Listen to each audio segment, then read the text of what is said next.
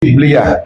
So ngayong gabi, tatalakayin po natin, pakipalagay na lang dyan, ang paksa, ang simbolo ng Biblia.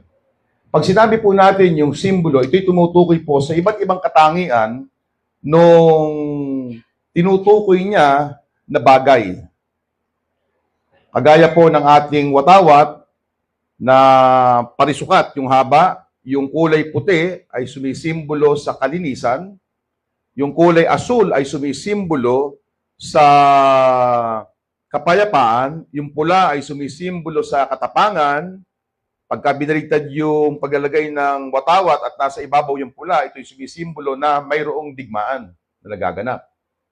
Yung pong tatlong bituin sa tatsulok, na nakalagay po sa kulay puting background, yun po ay tumutukoy sa ating tatlong malaking isla, Luzon, Visayas at Mindanao. At yun pong 8 kanyang sinag ay tumutukoy po sa 8 bayan na nakipaglaban po sa mga Kastila. So yan po yung larawan ng ating watawat na nagpapakita din po ng kalagayan, kasaysayan ng ating pong bayan.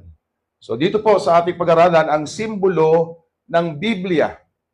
Nagpapakita po ito ng iba't ibang katangian, mayroon ang salita ng Diyos. Una, ito po ay tinatawag na ilaw o light sa wikang English.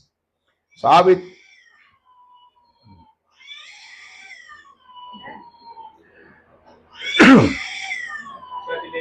Sagutin mo na lang doon, sagutin mo. Awit 119, talatang 105, sinabi po dito, ang iyong salita ay ilawan sa aking mga paa at liwanag sa aking landas. So sinasabi po ng manunulat na yung salita ng Diyos ay maihahalin tulad sa isang taong naglalakad sa dilim. Kapag tayo po'y naglakad sa dilim, maraming pwedeng mangyari. Pwede po tayong matinik, pwede po tayong matalisod, pwede po tayong mahulog kung mayroong kanal o libis, pwede po tayong mabunggo kung mayroong puno, pwede po tayong masaktan. Subalit kung mayroon po tayong ilaw, mapag-iingatan po tayo sa anumang panganib. Kaya kahit sa kalagitnaan ng dilim, dahil mayroon tayong ilaw na dala-dala, kung sa literal, halimbawa po ay flashlight, alaho tayong ikakatakot. Bakit? Dahil alam natin na hindi tayo mapapahamak. So para lang din po itong ilawan sa isang sasakyan, pagka namatay yung headlight mo, huwag ka nang tumuloy bimahe. Humanap ka na ng isang medyo maliwanag, may tabi ng poste, tabi ng bahay na iparada mo yung sasakyan mo doon kasi pag patuloy ka, mas malamang yung maaksidente ka. Mamatay ka, makamatay ka. So sa salita ng Diyos, pag sinabing ito po yung ilaw, iniiwas po tayo sa anumang kapahamakan ng pagkakasala, pagdurusa dahil po sa maling desisyon. Yan po tinutukoy dito. Sa pangalawang sulat ni Apostol Pedro 2:19, ang sabi po, at kami ay mayroong lalong panatag na salita ng hula na mabuti ang iyong ginagawa kung ito'y iyong sinusundan, na gaya ng isang ilawang lumiliwanag sa isang dakong madilim, hanggang sa pagbubukang liwayway at ang tala sa umaga ay sumisilang o sumilang sa inyong mga puso. Paliwanag ko po ng kaunti. Ang tinutukoy po ni Apostol Juan, sabi dito, yung salita ng hula, ibig po sabihin, propesiya. Propesiya patungkol sa Panginoong Hesus, propesiya sa mga magaganap sa huling panahon. So ito pong propesiya na ito ay nagsisilbi din pong liwanag. Bakit po? Dahil hindi tayo mangangamba, mag-aalala sa mga sinasabi, lalo na ngayon sa social media, ito mangyayari, ganyan mangyayari, sa ating mundo. Kasi ang atin pong pangkasalukuyan o panghinaharap na magaganap sa kasaysayan ng ating daigdig, nakasulat na sa Bible. Pag sinabi nila mauubos ang tao dahil sa virus, mamamatay lahat ang tao dahil sa pagsabog ng nuclear bomb, walang matitira, hindi ho ito mangyayari. Bakit? Kasi hindi ito yung sinabi ng Biblia kung paano magaganap yung wakas ng daigdig. Kaya kung nag-aaral po tayo ng mga propesiya, panatag tayo sa mga nagaganap. Halimbawa, sa panahon natin, marami nagaganap ngayon, kagaya po ng mga AI, robotics. Hindi na po ito bago. Kasi ito, pinahayag na sa atin ang salita ng Diyos. Matagal ng panahon na ito'y magaganap.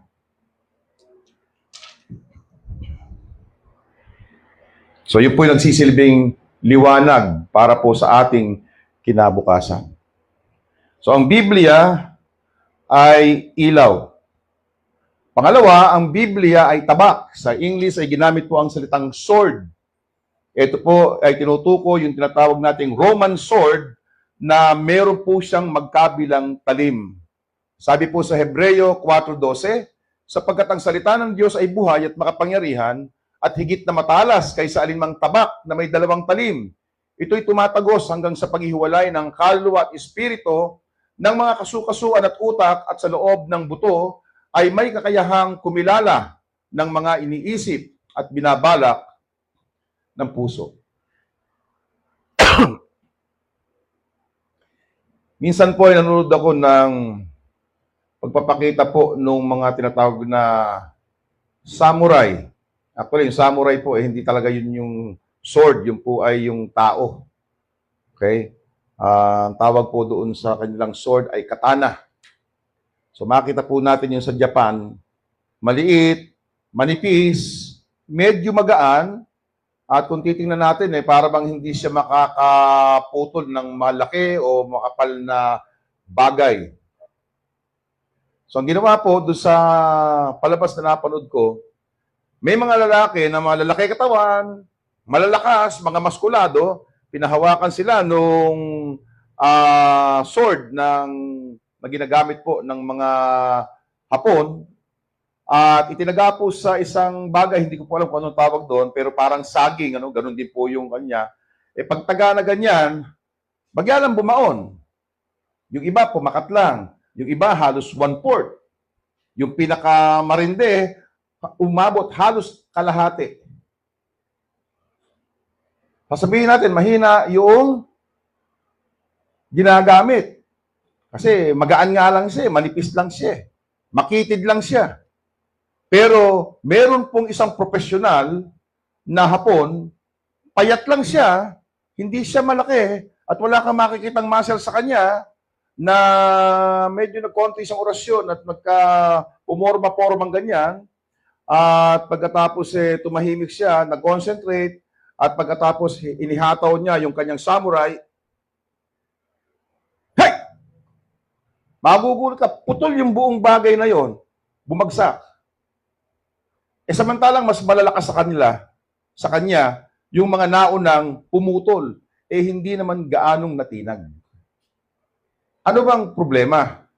Hindi yung hawak na tabak o yung sword, kundi yung humahawak. Kung tama yung paraan ng paghawak at paghataw, magaganap o magagawa yung gusto niya mangyari na putulin yung malaking bagay. Yung salita ng Diyos na sumisimbolo po sa tabak, kinag-aaralan po natin yung paghawak. Pinag-aaralan po natin yung pagtaga para maging epektibo.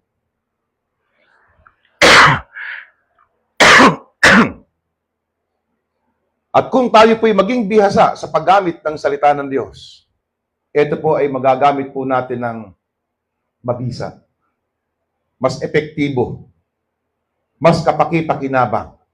Kasi alam natin kung paano gagamitin.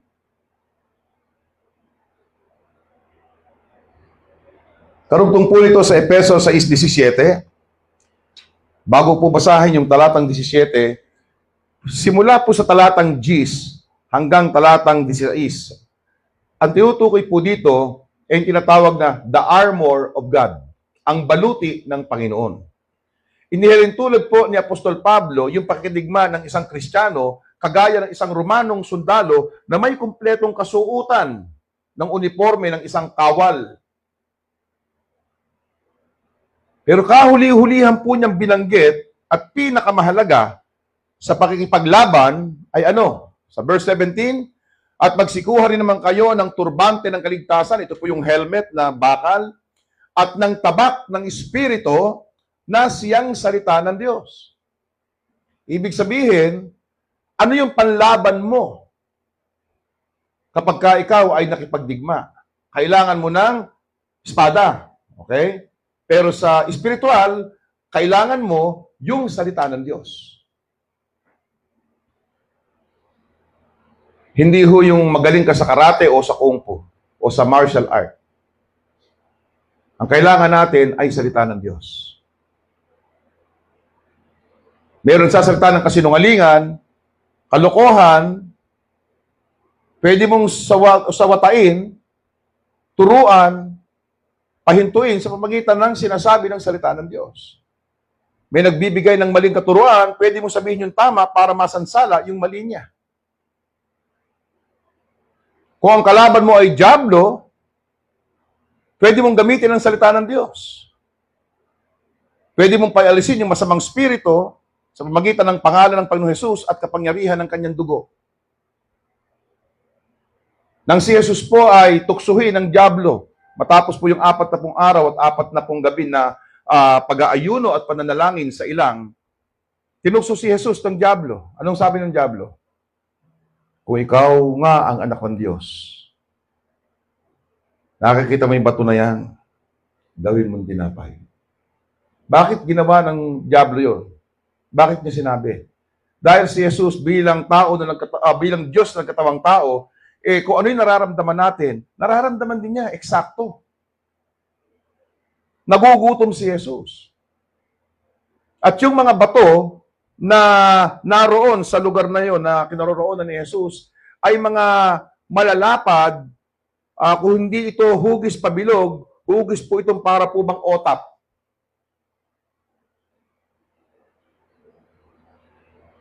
Kaya ang titingnan mo, kung papalitan lang ng kulay o pipinturahan, mapagkakamalan mo siyang tinapay.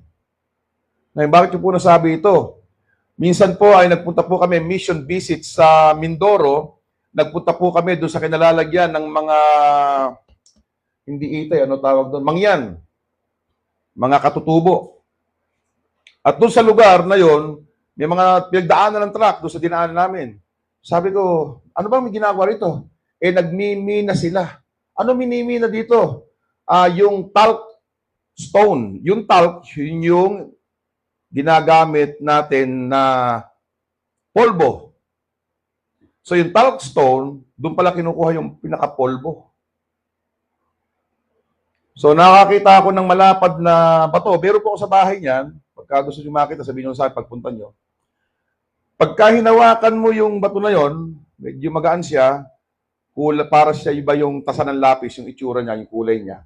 Pag hinawakan mo siya, medyo magaspang. Pero pag kinaskas mo ng gano'n, yung kanyang texture, ginanyan mo ng ginanyan, mapapansin mo, tapos bitawan mo, gano'n mo yung kamay mo, madulas. Parang may nalagay na polvo. Tapos amuyin mo, amoy polvo nga. Kumbaga sa napapaligiran si Jesus ng tukso. Kung ikaw nga anak ng Diyos, gawin mong tinapay ang batong ito, sabi ni Satanas.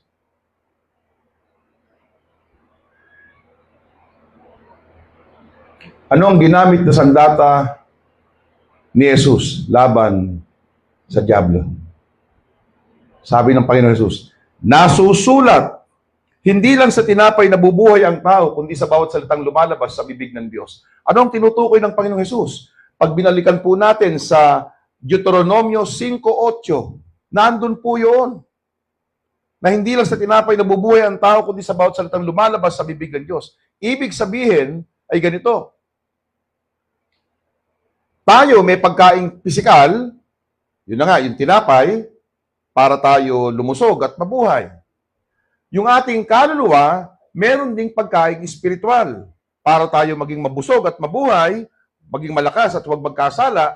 Ang pagkain ng ating kaluluwa ay salita ng Diyos. Kaya nga mahalaga na maya't maya, araw-araw, nagbabasa tayo, nag-aaral tayo ng salita ng Diyos. Kung ikakat lang po siguro natin, yung ating mga social media activity, mga kai-scroll na ganyan, nakukonsumo ka ng 30 minutes, 1 hour, 2 hours, 3 hours. Hindi mo alam, minsan sa kagagano mo sa gabi, umaga na pala, tumitilaok na manok. Salip na yun ang kukonsumuhin natin eh. Buksan natin yung ating Bible, umupo tayo sa may upuan at harap sa lamesa, meron tayong marker, meron tayong ballpen, meron tayong notebook. Nagsusulat tayo, nag-aaral tayo, puno yung kaluluwa ng lakas, ng energy, para tayong cellphone na fully charged. Ibig sabihin, kung tayo ay laging puno ng salita ng Diyos ang ating kaluluwa sa bawat araw, kahit anong dumating na problema, karamdaman, pagsubok, pagdurusa, hindi ka matitinag, hindi ka magkakasala. Bakit? Malakas ka eh. Pag mahina ka, madali kang magkaroon ng reaksyon sa mga nangyayari sa iyong negatibo sa kapaligiran. Para lang din po yung ating katawang lupa. Okay? Meron po tayong tinatawag na immune system. Ano ba yung immune system? Minsan, uso yung mga mikrobyo na pagka nasinghot mo, dumapo sa katawan mo, magkakasakit ka. Pero kung malakas yung immune system mo, hindi ka maapektuhan ng mga virus o mga mikrobyo na lumilipad-lipad na pwede mo masinghot at dumapo sa katawan mo. Bakit? Malakas yung sistema ng katawan mo. Dahil malakas yung immune system mo. Ganon din po yung salita ng Diyos. Kung paano umapekto sa atin sa atin pong kaluluwa.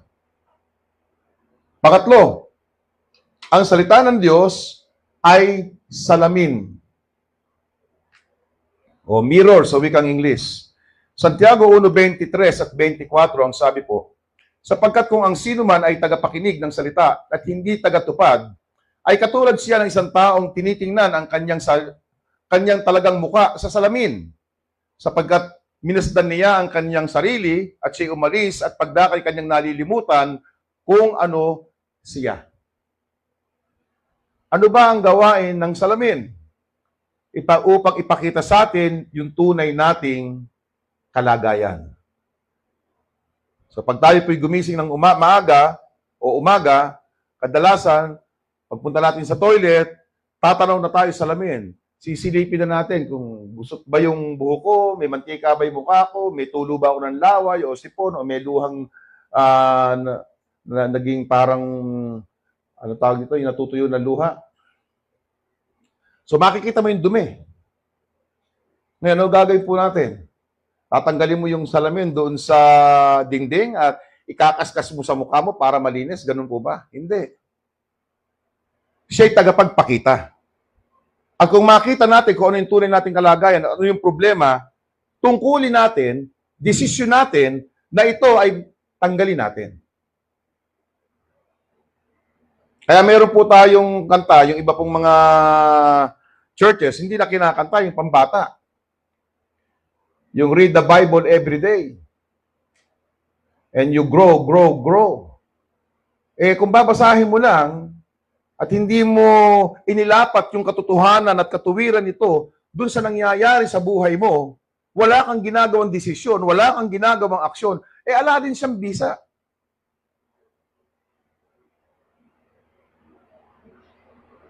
Ang bisa ng salita ng Diyos, paano mo nakita yung problema na dapat mong solusyonan? Pangako na dapat mong panghawakan. Kasalanan na dapat mong iwasan o pagsisihan. Katuwiran na dapat mong sundin. O kautusan. So yun po yung bisa, doon po nagaganap yung bisa ng salita ng Diyos. Hindi parang magic, pag sinabi abracadabra, open sesame, bubukas na. Hindi po ganun ang Biblia. Kailangan unawain mo, kailangan tanggapin mo, kailangan i-apply mo sa buhay may katotohanan. So ganyan po yung salita ng Diyos. Pang-apat, nabanggit na po natin to, hindi natin masyadong bibigyan ng paliwanag, pagkain. So, unang pagkain ng tao ay ano po? Gatas. Sabi po dito sa unang sulat ni Apostol Pedro 2:2, gaya ng mga sanggol na bagong panganak, ay nasain ninyo ang gatas na walang daya na ukol sa Espiritu, upang sa pamamagitan nito'y magsilago kayo sa ikaliligtas. Ano po ang ibig sabihin nito? Alam natin na yung bagong silang na sanggol, hindi mo pwedeng pakainin ng matigas na pagkain. Ng kanin, ng gulay, ng prutas, ng karne. Bakit? Hindi pa kaya nung kanyang panunaw. Pwede siyang mabulunan. Kung makakain man niya, pwede siyang maimpatyo at pwedeng maging dahilan ng kamatayan. So, ang kauna-unahan na pagkain at pinakamahalagang pagkain kailangan ng sanggol ay gatas. Lahat ng mga tinatawag nating essential nutrients para sa paglaki ng bata na maging normal, nandoon sa gatas ng ina.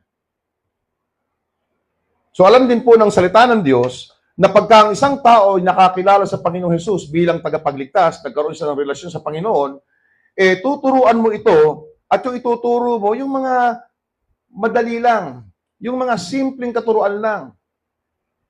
Hindi mo siya muna tuturuan na, kailangan mag-tights ka.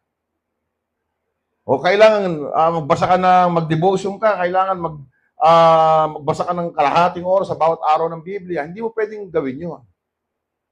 Uunti-untiin mo siya. Pag nasanay na siya, padami ng padami, pabigat ng pabigat, palalim ng palalim, yung tinuturo mo, dahil nakakayanan na niya unti-unti.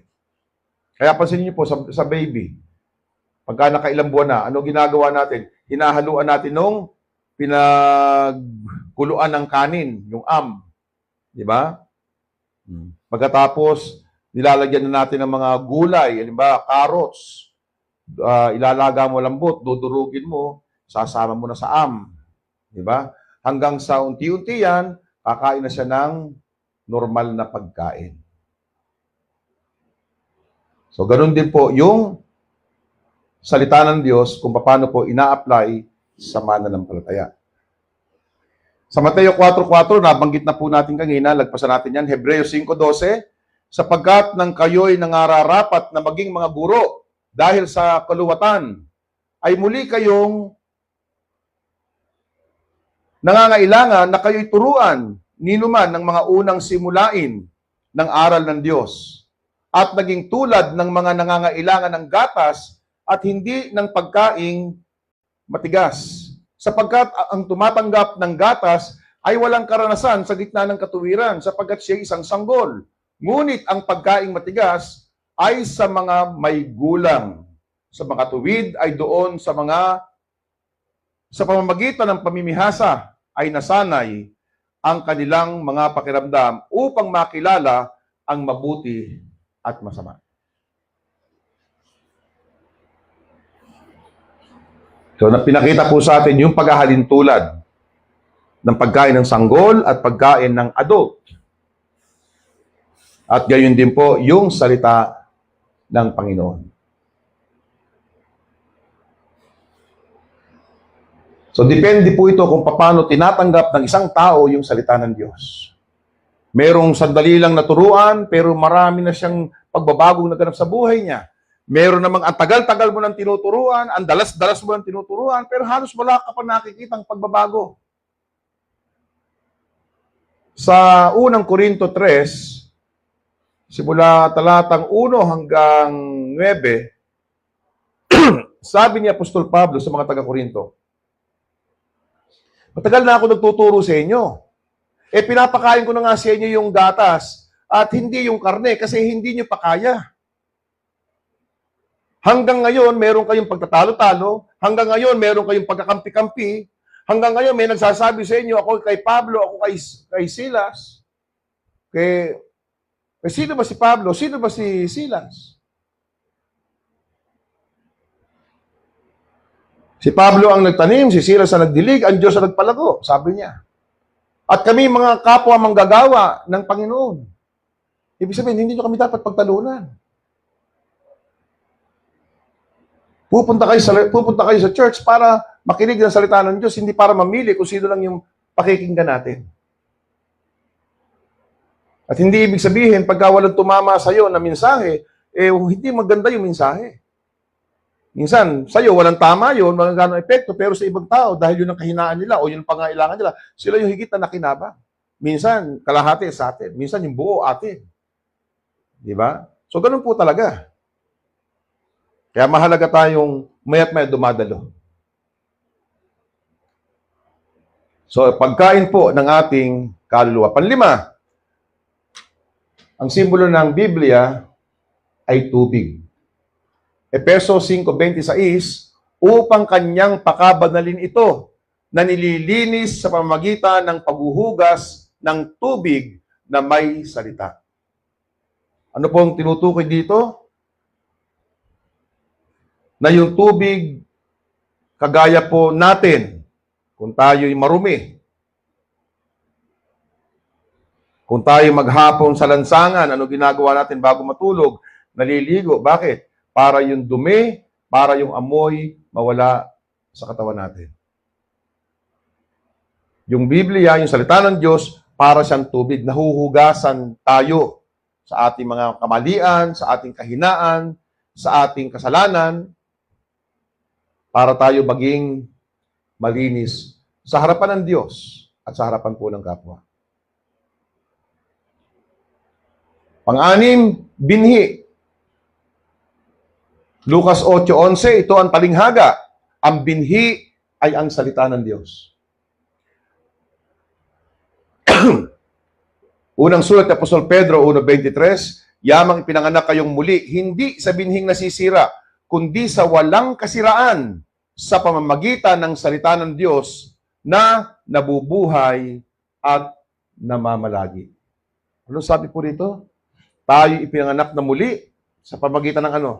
Nagkaroon tayo ng buhay espiritual dahil sa binhi, yung salita ng Diyos na tinanggap natin. Na siya nagbigay sa atin ng espiritual na buhay. Na siya magbibigay sa atin ng pagbabagong buhay. So, yung salita ng Diyos, maliit, makonte, pero napapadami, napapalago, kapag ito'y palagi nating ginagamit. Kaya malaki nagiging pakinabang. So, alam naman natin yung binhi, kung anong nagagawa po nito. Sabi nga ng Panginoon, dito po sa parabola sa Lucas 8, binanggit po dito yung magsasaka na naghagis ng kanyang mga binhi. Mayroong nahulog sa gilid ng karsada, may nahulog doon sa may mga tinik, at may nahulog doon mismo sa eksaktong taniman ng lupa. Anong sabi ng Panginoong Jesus? Ito'y naglalarawan ng tatlong klase ng puso. Yung nahulog sa gilid ng kalsada, ito yung nakinig ng salita ng Diyos, pero binaliwala. Hindi pinansin. Hindi siya naapektuhan. Ano yung nahulog sa tinik? O sa mga dayawa? Ito po yung tao na nakinig sa salita ng Diyos, nagandahan siya, natuwa siya, sinunod niya, pero nung dumarating na yung paghihirap sa buhay niya, ang hirap pala ng Kristiyano, ayoko na. Para po sa pag-aasawa. Di ba ba? Ang pag-aasawa, hindi lahat sarap. Hindi lahat saya. Dumarating yung hindi pagkakasunduan. Dumarating yung mga pagkakaiba ng pananaw sa buhay. So, kailangan mong harapin. Kailangan mong gamitin yung karunungan mo. Kailangan mong tiisin yung mga nararanasan mo. Kasi, hindi lang pasarapan, patibayan. Di po ba? Patagalan. O hanggang saan ka aabot. At yung pag ginamit mo yung salita ng Diyos, magtatagumpay ka. Gamitin mo yung sarili mong pamaraan, sarili mong katuwiran, mabibigo ka. So yun po yung mga nahulog sa tinikan o dayawa na lumaki ng kaunti pero nakadanas ng mga tusok-tusok, nawala ng silbi. At yung ikatlong uri ng puso ay yung talagang tunay na puso na yumabong yung salita ng Diyos na kahit ano maranasan niya sa buhay, nagpapatuloy pa rin siya. Nasasaktan, nahihirapan, nabibigatan, pero hindi humihinto. Hindi lumulubay. Nagpapatuloy na matatag. At patuloy pa rin siyang lumalago. So ganyan po yung salita ng Diyos bilang binhi. Pangpito, ginto at pilak. Awit 19, talatang 10, mga pinipitang higit kaysa ginto, oo, higit sa maraming dalisay na ginto. Kaya't aking iniibig ang mga utos mo ng higit sa ginto, oo, higit sa dalisay na ginto. Ang mga salita ng Panginoon ay mga dalisay na salita na gaya ng pilak na sinubok sa hurno sa lupa na makapitong dinalisay. Ibig sabihin, ano po ba yung ginto? Kayamanan. Di ba? Mahalaga. Dapat pag-ingatan. Pag sinabing yung salita ng Diyos ay ginto, pinapahalagahan mo sa iyong puso. Ginagamit mo sa iyong buhay. Sa anumang sitwasyon ng buhay mo.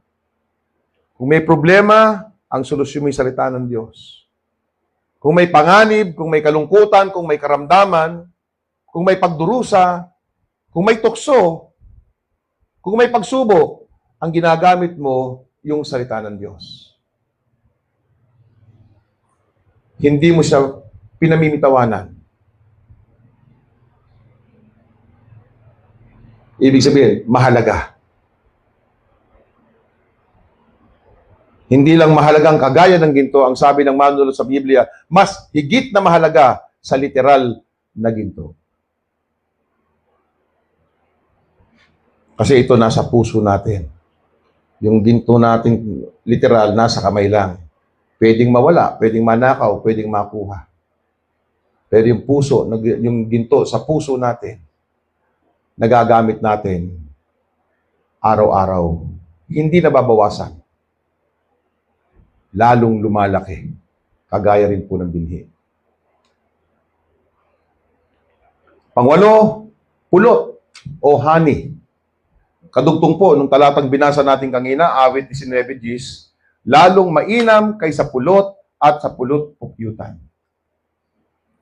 Ang pinakasukal na ginagamit po sa Israel nung unang panahon ay yung honey. Kasi ito'y natural. Ito'y maraming mga tinatawag nating nutrients na katutulong sa kalusugan po ng tao.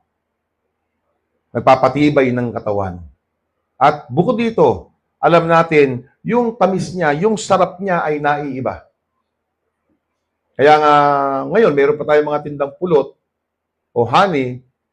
Pagka nakakita ko isang bote, 60 pesos, 100 pesos, 100% yan, fake. Okay? Pag yung alam nating mamahalin, iba lasa, kasi iba talagang asukal lang na tinunaw, pero yung tunay na honey, napakasarap. At ito po ay medicinal, ibig sabihin nakagagamot ng sakit sa ating katawan. So kung paano tayo nag-i-enjoy sa pagkain ng honey, ganun din tayo dapat nag-i-enjoy sa pag-aaral ng salita ng Diyos. Hindi kinaiinipan. Hindi ka nabubugnot.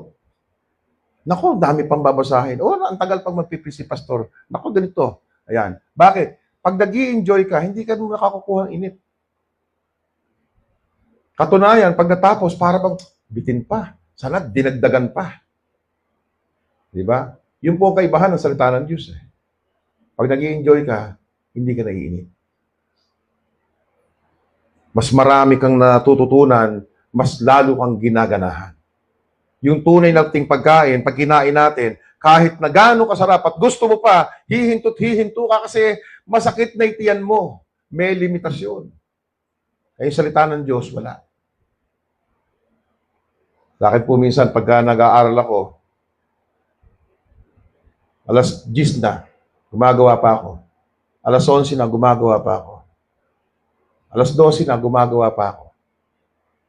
Ay, malakaligo na. Pag naligo ako, lalo magigising na may diwa ako. Tuloy ko muna to habang di pa ako inaantok. Abuti pa ako alauna medya. Pinakalit, alas 2. Minsan, di pa nga ako inaantok. Pero kailangan ko matulog kasi bukas may gagawin pa.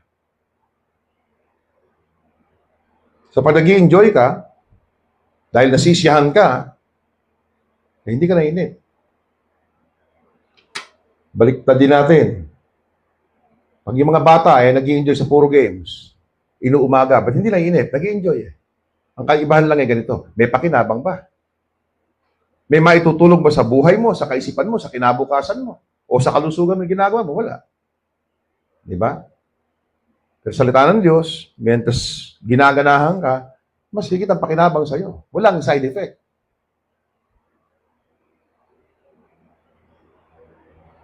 Lalong mainam kaysa pulot at pulot-pukyutan. Pangsyam, ang salita ng Diyos o ang Biblia ay apoy. Jeremiah 23, talatang 29, hindi ba ang aking salita ay parang apoy, sabi ng Panginoon? Ano ba nagagawa ng apoy? Tumutupok. Yung apoy may kapangyarihan. Yung matigas, napapalambot. Yung malambot, pwede niyang patigasin. Yung pusong matigas, napapalambot niya. Yung malambot na puso, kaya niyang patigasin. Yung basag na puso, kaya niyang buuin at patibayin. Bagamat karaniwan po narinig natin, pag apoy yung sinasabi, negative, di ba? Naku, impyerno. Naku, pagdurusa. Pero hindi Kailangan natin ng apoy. Kung walang apoy, marami tayong kakainin, puro hilaw. Di ba? Mahalaga yung apoy. Pero pag hindi tama yung paggamit ng apoy, may panganib.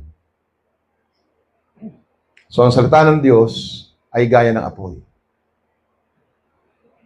Panghuli, pansampu, ito ay gaya ng martilyo. Sabi po dito sa Jeremiah 23:29, hindi baga ang aking salita ay parang apoy, sabi ng Panginoon, at parang pamukpok na dumudurog ng bato. Ibig sabihin, meron siyang kapangyarihan. Meron siyang kalakasan. Na baguhin yung buhay natin, baguhin yung isipan natin, baguhin yung kinabukasan po natin. Yan po yung mga nagagawa ng salita ng Diyos sa buhay natin. Kung tayo po ay patuloy na mag-aaral.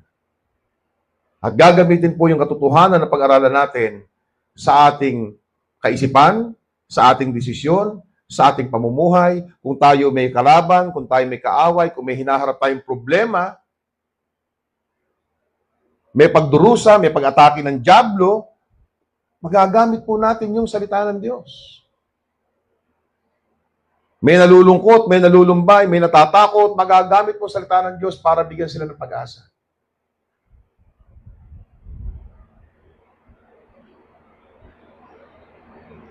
So, napakahalaga po ng Biblia. Napakahalaga po ng salita ng Diyos. Maraming pagkakataon sa Bible, katunayan nung si Jesus ay tuksuhin, hindi lang po yung unang tukso, ginamit niya salita ng Diyos. Ginamit niya yung salita ng Diyos ng 3 beses sa 3 tukso na inabot niya. Kaya mahalaga na alamin natin yung salita ng Diyos. At hindi lang alamin, memoryahin natin yung salita ng Diyos.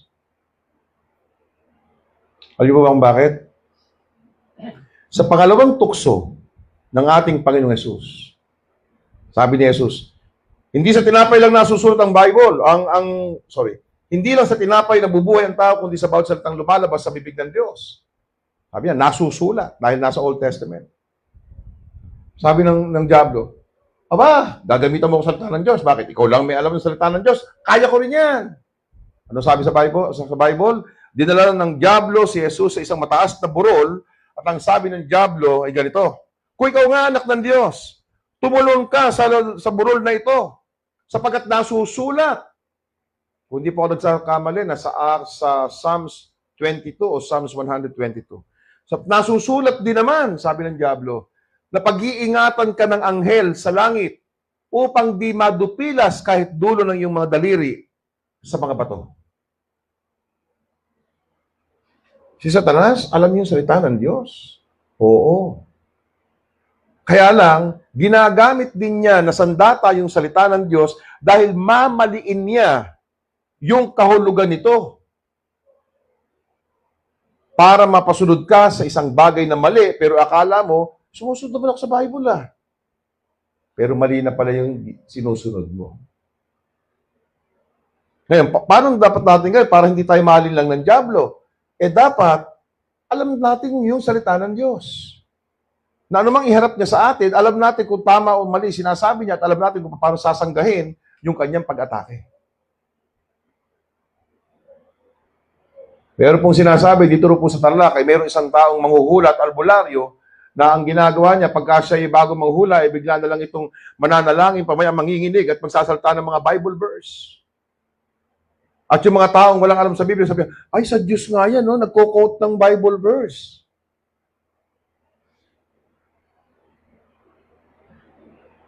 Meron bang ginawang albularyo, Panginoon? Apostol, pero nagpapagaling. Pero albularyo, wala. Pero ba't napagko-quote siya ng Bible verse? Kasi ang diablo mandaraya. At ito po mga kapatid, sa dinami-dami ng mga huwad, mga bulaang pananampalataya sa panahon natin at sa kapaligiran natin dito sa Pilipinas, mga kapatid, ito po ang babala. Kung silang mali ay aral ng aral at bahagi ng bahagi, tapos kayo yung binahaginan, hindi kayo nag-aaral. Kaibigan ko to, sa Bible din to Pareho naman kami naniniwala sa Bible Nadali ka na. Nayari ka na. Kung may makikipagtalo sa'yo, sasabihin, ganito yung Diyos, ganito yung Biblia. Alam mo hindi gano'n dahil nadinig mo na sa pangangaral. Ang problema ay hindi mo alam kung saan hahanapin sa talata at hindi mo rin alam kung paano ipapaliwanag. Alam mong mali yun, pero wala kang magawa Bakit? Hindi mo kasi alam. Kasi hindi mo inaral.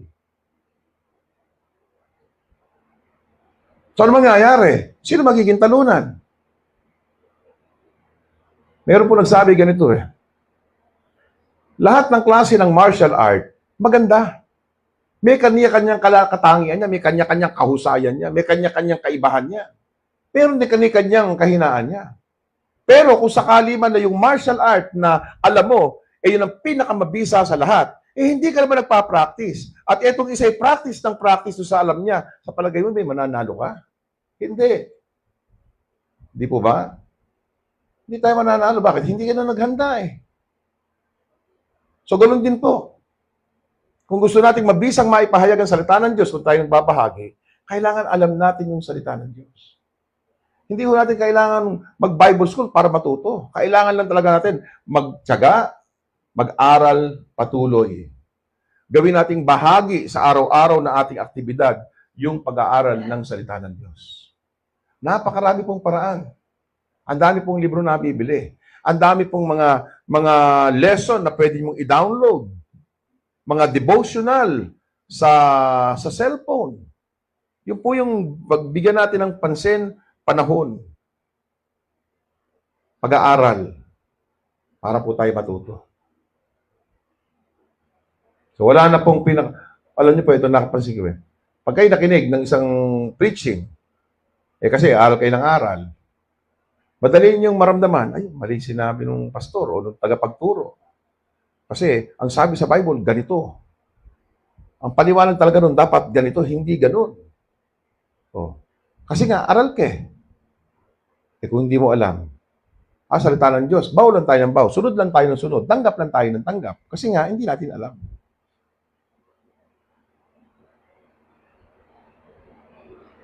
So mga kapatid, napakahalaga ng Biblia.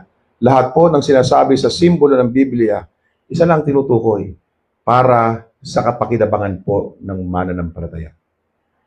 Pag-aralan natin, sundin natin, ibahagi po natin. Maraming salamat po. Tayong lahat ay tumayo at tayo po'y manalangin.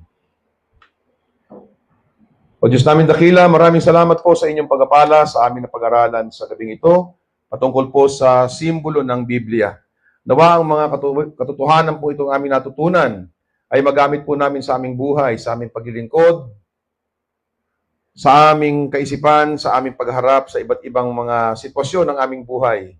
Maging ito'y masarap o mahirap, ay magamit po namin ang gusto ito patuloy upang pakinabangan po namin ang salita ng Diyos. Magkaroon din po kami bawat isa sa amin ng pagnanasa, pagkawili, ng kagalakan, ng pananabik, na pag-aralan po ito sa tuwina, sa araw-araw ng aming pong buhay, upang nagkaroon po kami ng higit na sigla sa pananampalataya, init sa paglilingkod, at katotohanan sa pagsamba po sa inyo.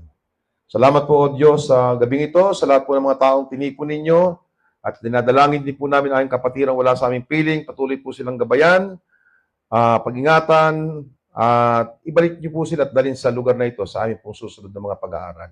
Pag-ingatan niyo rin po kami sa aming paghiwa-hiwalay, maluwalhati po kayo sa aming buhay. Ito po ay aming samo at dalangin sa pangalan ng Panginoong Hesus. Amen. Maraming salamat po. Magandang gabi po.